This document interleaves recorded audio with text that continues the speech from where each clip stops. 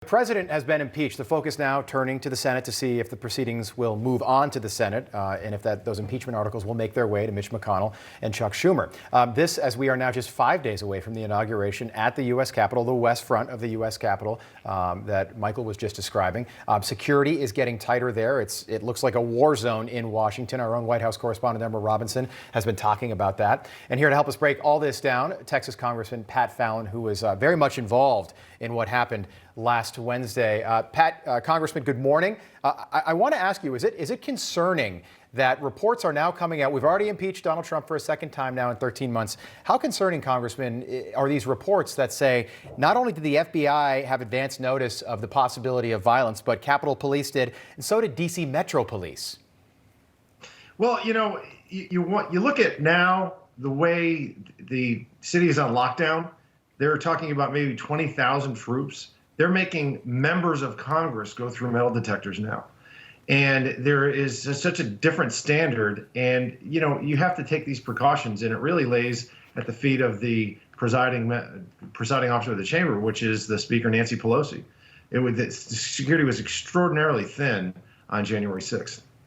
Representative, we only have 5 days left before Joe Biden is taking the oath of office there and will be inaugurated. But tell us a little bit, as everyone's focusing still on President Trump with his last 5 days, tell us a little bit about the process of impeaching the president. What actually goes on in the chamber? Take us behind that wall for a minute. Well, it was incredibly rushed. We're talking about the impeachment and removal of the president of the United States, right. And this process didn't even go through the Judiciary Committee. I mean, we think back to historically what the Senate Judiciary Committee did in the hearings with President Nixon. They uncovered the actual reasons why to impeach him during their investigation. There was nothing, and there was no investigation here. In fact, it was an infringement on the president's right of free speech, because they couldn't even, in the articles of impeachment, when you read them, they couldn't even impeach him based on his own words. They had to read into those words and say, well, they were in context. They meant something that they didn't. The president said, I read the text of the speech. I want you to peacefully and patriotically protest. I want you to walk down to the Capitol and cheer on our brave congressmen and senators. So there was absolutely no basis whatsoever in the removal, and this is all about staining the president's historical legacy. Congressman, do you feel like this was more of a personal vendetta of Nancy Pelosi's to try and do as much harm to Donald Trump, not only his legacy and his 4 years in office, but also his future prospects in 2024?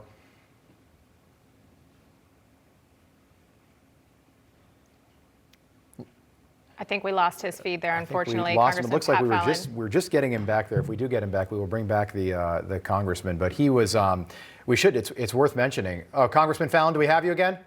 Yeah, I'm here. Okay, great. I was just wondering if you thought that this was more of a personal vendetta of Nancy Pelosi's against the president. There's no doubt. In fact, the historical legacy, if there's any silver lining in this very dark cloud, it's the fact that our friends across the aisle have finally come to realize that riots are bad. Where were they all last summer? Right. But now, and they also support our police. And they're back in the blue when their tails were on the line. So they were very inconsistent. Conservatives have always been very consistent with this. We back the blue. We love our law enforcement. And we also understand that lawlessness is something that has no place in the public discourse. I was reading through some headlines this week, Congressman, and kind of touching on what you said. And there were so many headlines from over the summer that said, what if riots are the answer?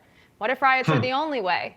And it's such a different tone now, which right. I'm not condoning violence. I don't support violence in any way, of course. But what do you think moving into next week with January 20th approaching? We've seen so many different airlines and travel companies putting all these different restrictions, trying to prevent any kind of issues. What do you think we can expect next week?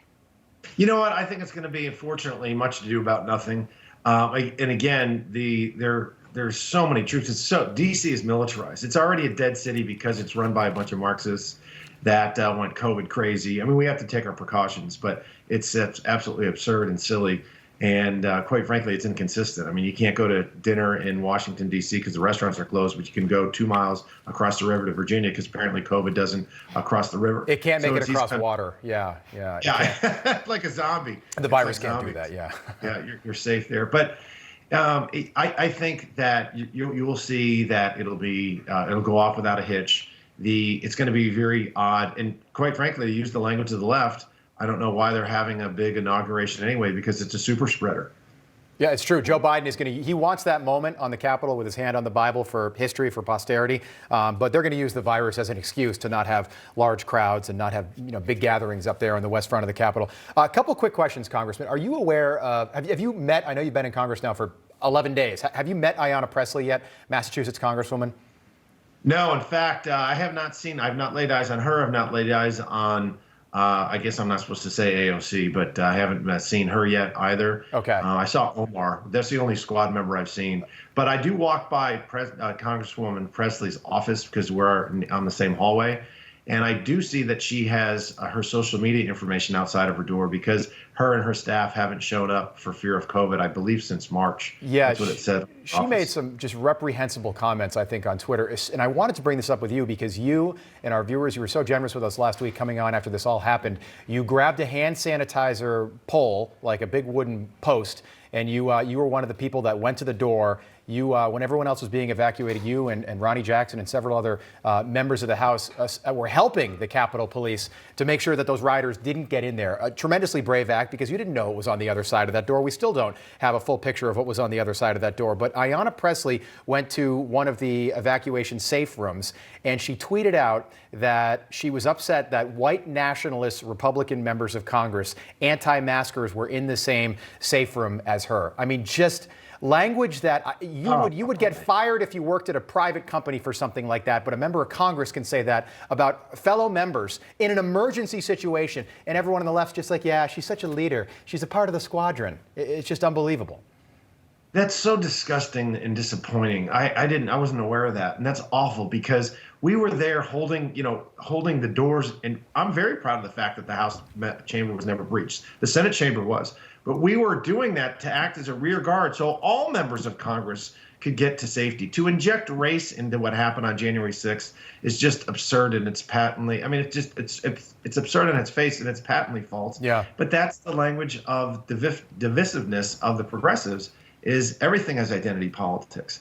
And I've always believed in, and it actually says on the dome of the Capitol, e pluribus unum, from many, one. We're going to divide like this and kind of continually subdivide. The only people that win are our true enemies: China, Russia, North Korea, Iran.